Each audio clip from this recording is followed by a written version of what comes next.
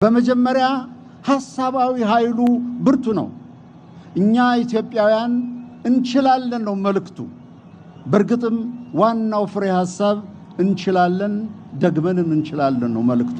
እንደገና መልእክቱ 120 ሚሊዮን ሕዝብ ተመጽዋች ተለቃች የሚለውን የመዛበቻ ቅጥያ ስም አሽቀንጥረን ለመጣል ከወሰንን እንችላለን ነው መልእክቱ። አስቸጋሪው ዓለም፣ ሞገደኛው ዓለም እናንት የድህነትና የረሃብ መለያ ናችሁ ሲለን ይህ ሐሰት እብለት ነው። እኛ ኢትዮጵያውያን ብርቱ ነን፣ መስራትም እንችላለን ነው ዋናው መልእክቱ።